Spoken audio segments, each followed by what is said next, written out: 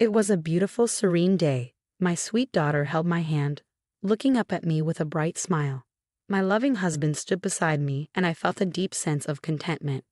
But that blissful moment was interrupted when I saw him. "Hey, long time no see," he sneered. It had been years since I'd seen Ian, my ex-husband. He approached us with a smirk that I knew all too well. "Did you have a baby? At your age? An old woman like you." "If I were your age, I wouldn't even think about becoming a mother." "That's none of your business. Leave us alone," I said firmly, trying to walk away. But Ian blocked my path, his eyes raking over me in a way that made my skin crawl.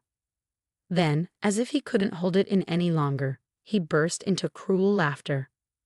"You're old, you know that? How disgusting. And you," he said, turning to my husband, "you're her new husband. You must be out of your mind if you don't know what's good for you. I can't believe you married this old hack." His insults seemed endless. My patience wore thin, and I felt my fists clench in anger.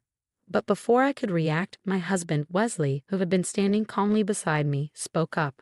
"Ian, right?" Wesley said, his voice steady. "Thank you for sharing your thoughts with us. You've given us a lot to consider, and you're absolutely entitled to your opinion. I am Quinn. I met and married Ian while working at a company where he was a section manager, my subordinate. After we got married, I was eager to start a family, but at 34, I struggled to conceive, so I turned to infertility treatments. It was a long, challenging journey, but at 38, I finally became pregnant. The joy of knowing I would become a mother was overwhelming. It was my first pregnancy, and I was aware of the risks at my age. Still, I juggled work and preparing for the arrival of our child with determination and hope. I had countless worries, but the joy and happiness of finally carrying the child I had long dreamed of outweighed them all. I was filled with anticipation, believing I would create a happy family with my child and Ian. But Ian wasn't as sure. Fertility treatments were expensive, and I spent most of my pre-marriage savings on them. The side effects often left me physically unwell, making it difficult to maintain the same workload I had before marriage. So I decided to change jobs. The job change meant my salary was cut in half, but it allowed me to work less and focus more on the fertility treatments with a clear mind. However, Ian grew distant. The truth was, Ian had been attracted to me because I was ambitious and earning well before we got married. There was no sign of marriage in my future at the time, and I was on the path to success at work. He noticed my financial stability, which was his main reason for marrying me. When I told him I wanted to have a baby and subsequently changed jobs to focus on the treatment, Ian was unforgiving. He couldn't accept the shift in our circumstances and the cost of the fertility treatments. Eventually, he handed me divorce papers and left. I was stunned at how quickly our marriage fell apart, but I knew I had to be strong for the child I was carrying. I had to raise her well, even on my own. I explained my situation to my company and worked tirelessly. With the support of my parents, I managed to give birth to my child. When I finally held my baby girl in my arms, I felt like the happiest person in the world. Tears of joy streamed down my face, but the only one happier than me was my new husband, Wesley. I had met Wesley as a business partner at my former company. We had a good professional relationship, and he was genuinely disappointed when I resigned. A while later, we crossed paths again at my current company, where we once again became business partners. Wesley knew about my struggles and was always kind and concerned about me. We had always thought well of each other, and it wasn't long before our connection deepened into something more personal. Before my daughter's birth, I remarried Wesley, and the next few years were filled with happiness. Wesley adored my daughter, Ruby, even though she wasn't his biological child. His care for her was almost overprotective. After I gave birth and fell ill, Wesley insisted that I take it easy. He took on most of the housework and cared for Ruby with a tenderness that showed just how much he cared for both of us. One day, we decided to take a walk in the nearby park. The weather was perfect, and Ruby fell asleep soon after we arrived. As we strolled through the park, I noticed a familiar figure walking ahead. My heart sank. I quickly took Wesley's arm, trying to steer us in the opposite direction, but it was too late. The person had already noticed us and was approaching with a smirk and a nasty smile. "Long time no see," he said. I recognized the voice immediately. "Ian, long time." "Did you have a baby?" he asked, his tone dripping with sarcasm. "Yeah. Got a problem with that?" No, I'm just wondering how an old woman like you could be a mother. That's none of your business. Leave us alone, I replied, trying to remain calm. But Ian blocked my way, his gaze sweeping over me with a look of contempt. Then, as if unable to hold back, he burst into cruel laughter. You're too old to be a mother. It's disgusting. His words seemed endless, and when he glanced into the stroller, his sneer deepened. Your kid, she's ugly just like you. Don't you dare say another word, I warned, my voice trembling with anger. I could tolerate insults directed at me, but when someone mocked my child, it was too much to bear. Ian narrowed his eyes in amusement as I took a step forward. Before I could say anything, he quickly shifted his gaze to the side, locking eyes with Wesley, who stood right beside me. I can't believe anyone would marry this old hag, Ian sneered, and she's got a kid with someone else too. Really, stop it, I snapped. It's got nothing to do with you. Ian ignored me, his smirk growing as he continued. Well, Gwen, you made a lot of money. That's all you were ever worth. Without that, there's no reason anyone would want to be with you. My ex-husband then turned his attention fully to Wesley, inching closer with a devilish grin. In this world, everything is about profit and lust, brother. Only fools who don't understand that end up like Quinn here, quitting her job to have a child. Those who don't get the game of profit and loss are destined to fail. You'd better watch out too, Mr. New Husband. Maybe you're the kind of person who doesn't understand profit and loss either, marrying someone like Quinn. Ian's loud, mocking laughter echoed through the peaceful park. His words, spoken in front of me, my child, and Wesley, were unbearable. I clenched my fists, unable to tolerate it any longer, and was about to confront him when Wesley, who had been silently observing the situation, gently restrained me.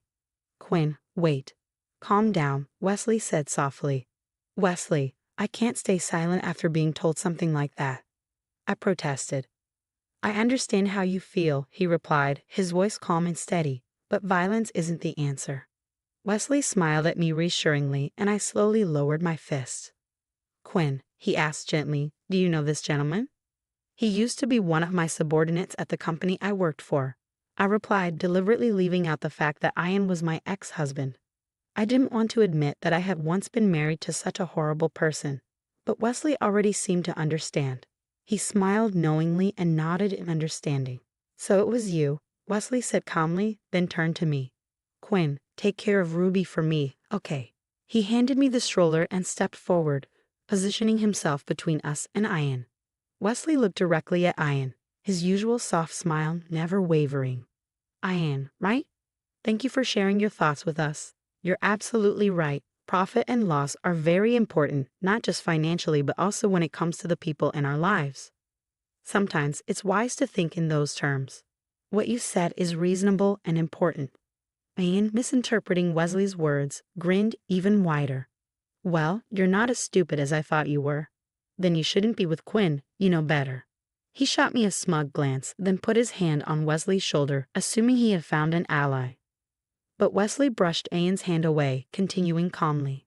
You know my father owns a business, and in business, calculating profit and loss is crucial. That's why I'll definitely share what you said today with him. Ian, still not grasping the situation, asked with a hint of curiosity.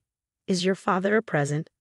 If you want, I can talk to him directly, Ian offered, his eyes lighting up with the prospect of a potential opportunity. It was obvious he still craved money and status, despite the way he had just mocked me.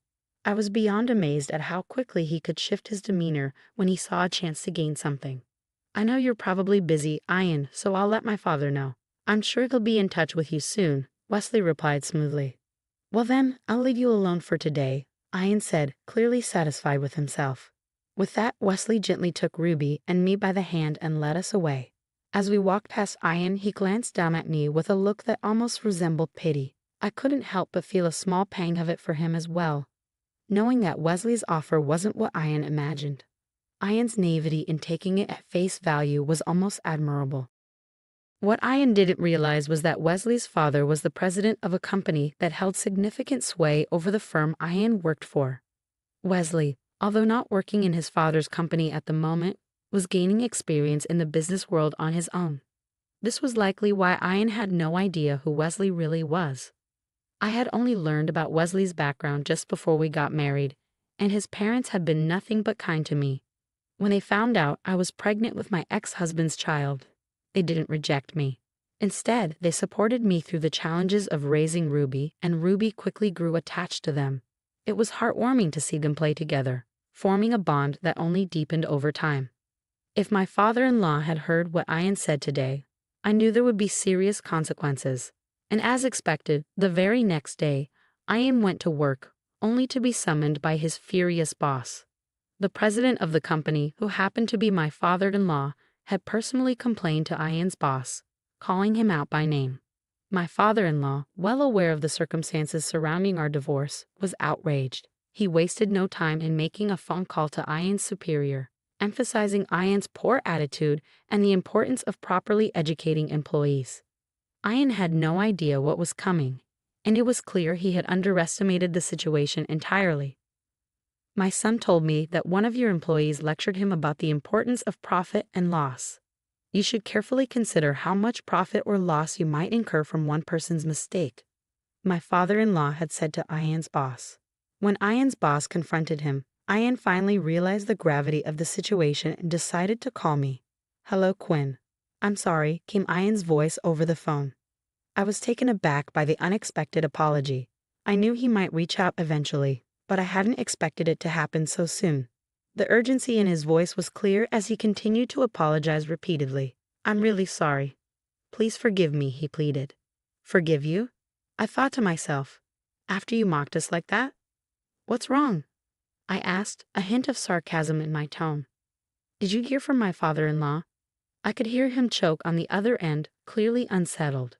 "Yes, he gave me your kind advice. I'm really sorry." "I apologize," Ian stammered.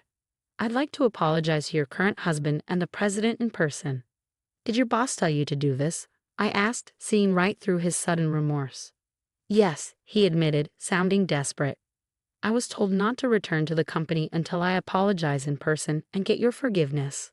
Please help me. We were married once." His voice trailed off, filled with desperation. "Please, Quinn." "Quit it." I cut him off, my voice firm. "You've only ever seen me as someone who earns good money, haven't you? Now you're getting carried away, trying to crawl back when things go wrong. You were the one who said it's all about profit and loss, right? Well, for me, it's a loss to keep you anywhere near my husband and father-in-law. Talking to someone who made fun of my daughter and my husband, it's nothing but a waste of time for me." I paused, letting the words sink in. "So, if you understand, don't call me again." No, Ian's voice grew more desperate. But I hung up before he could finish. He had said countless horrible things to me over the years, and while I might not have said everything I wanted to, at least now, I felt a small sense of satisfaction. I could only imagine the panic Ian must be feeling at this moment. Not long after, rumors about Ian's behavior began to spread throughout the industry. He had always had a tendency to look down on others, and his reputation had never been good. When we worked together, I often found myself cleaning up his messes. But after I left, there was no one to cover for him anymore, and frustrations with Ian began to build both within his company and outside it. Then this incident happened. Ian's boss was furious with him. My father-in-law's company was one of their biggest clients. In the end, Ian couldn't stay at the company and ended up quitting. Now he was struggling to find a new job. One day, I received a long email from Ian, begging me to help him find work. In one part of the email, he even wrote, "I know I said some terrible things, but I really love you, Quinn." How disgusting. I had heard rumors that after our divorce, Ian had started dating a much younger woman. But now, with no job and no prospects, he seemed lost, unable to find his way back to the life he once had. So she left him. It's true what they say, you get what you deserve.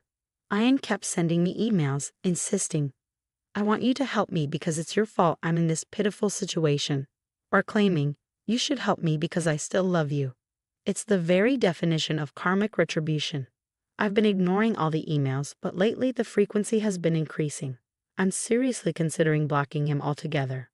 Meanwhile, I'm still living a happy life with my loving husband Wesley and our daughter Ruby. Recently, Ruby has started talking, and I can't take my eyes off her. She's growing up so fast, and Wesley, my in-laws, and I are all so in love with her. I want to keep this family happy forever.